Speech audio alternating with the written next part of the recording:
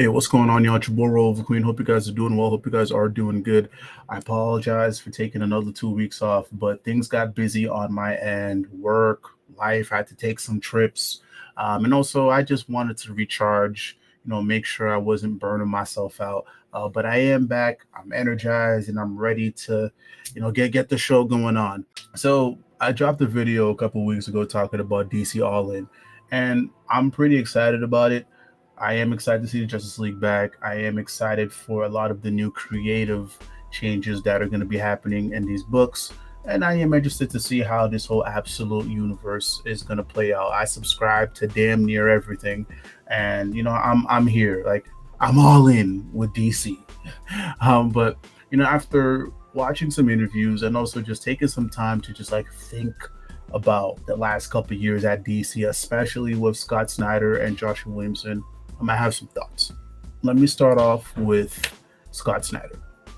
And again, I'm going to preface this by saying it's all respect over here. These are just my thoughts. Just my thoughts. I thought the Scott Snyder era of DC was horrible. Thought it was bad. I'm not talking about the new 52 stuff. I'm talking about the metal, the death of metal, and all that stuff. It was just bad.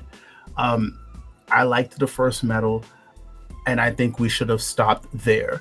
I thought everything leading up to death metal, there were some cool parts about it, but I think it's something that should have been chopped down significantly. It didn't need to drag on for so long, and even concept-wise, it got very hard to follow. Like, I ended up liking death metal in the end, but the story that Snyder was trying to tell, I had to use a lot of fucking brain power to read through all of that. And by the end of it, I was very exhausted. So much to the point where when Scott said he was leaving DC to go do creator own stuff, I said, good, please go. If I didn't have such a love for comic books off rip, that whole entire era would have taken me out of comics, 100%. Now let's pass it over to Joshua Williamson. And I promise everything's going to circle back together, guys.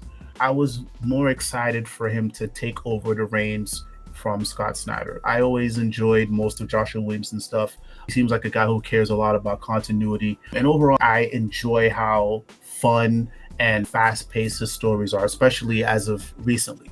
And the first 2 years of Joshua Williamson taking over DC, it was great. I liked Infinite Frontier. I liked Justice League Incarnate. I liked Robin. That Deathstroke Inc. stuff wasn't working for me. Shadow War, atrocious. Dark Crisis has got to be one of the worst events I've read in a very long time. Now, if I had to pick between Dark Crisis and Death Metal, I would much rather put myself through hell and read Death Metal than read Dark Crisis again. Fast forward to Dawn of DC, and I'm gonna clap. I'm gonna clap. Is Dawn of DC perfect? No. But I think Joshua Williamson did a better job as an architect there because, he's delegating different stories to other people. The stories were easy to follow. I think narratively, it was a story that I can get behind. Like, I liked Night Terrors. I loved Beast World. I thought Lazarus Planet was pretty cool, and Absolute Power right now, I think it'll end up being decent. But overall, if I had to grade the Dawn of DC stuff as a whole, I say I'd give it like a good 7.5. We'll see how Absolute Power plays out. But I think Williamson has improved as an architect. So now let's circle back to Scott. So now he's in the picture.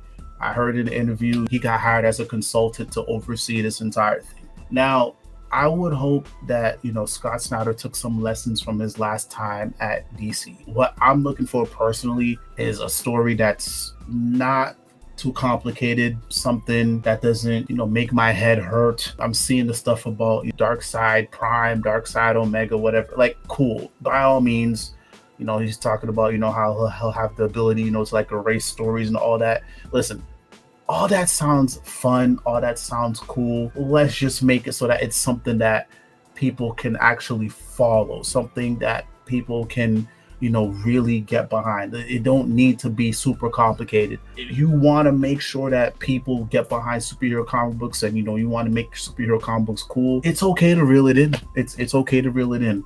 And I think this would be a good chance for Scott Snyder to reel it in, especially now that he has Williamson, who I think has improved a lot right behind him. And also, I will be fair. I will be fair. I do understand, the last time Williamson and Scott were working together, it was at a different regime. Dan Didio was out here being a wild boy, apparently, so much to the point where he's no longer at DC.